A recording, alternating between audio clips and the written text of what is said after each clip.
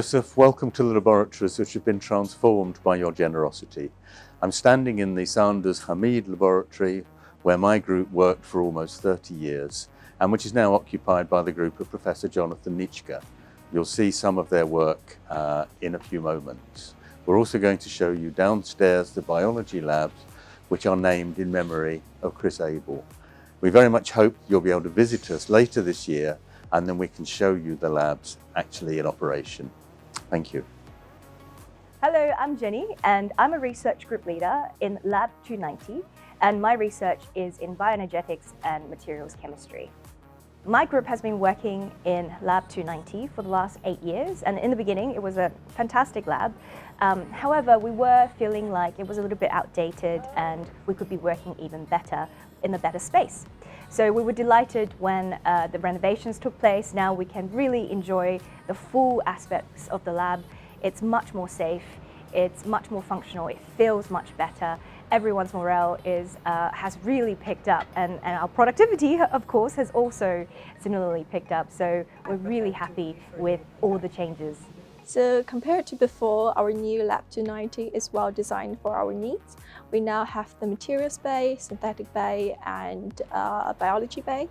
And our workflow is designed so we can work effectively and in a clean and safe way. Catalyzes chemistry. It makes it much easier and more enjoyable for us to come in every morning and do the difficult things we have to do to move chemistry forward. And it really does catalyze process of doing research on a day-to-day level. I really like how the office and the lab see each other. If you think about an idea while you're in the hood, you can quickly pop in, look up a paper or write it down and come back to your experiments and so on, which is great. Yeah, it's just a really good environment that's been created to do chemistry. I do think that moving labs so early in my PhD gave me a lot of insight about what it takes to get a lab up and running and how much work is put into that. But I think settling into this level of facility made everything so much easier. Hello, I'm Julian Willis. I'm an assistant professor of chemical biology working here in the Department of Chemistry, and I lead my research group at the Willis Lab here in the newly refurbished Lab 290.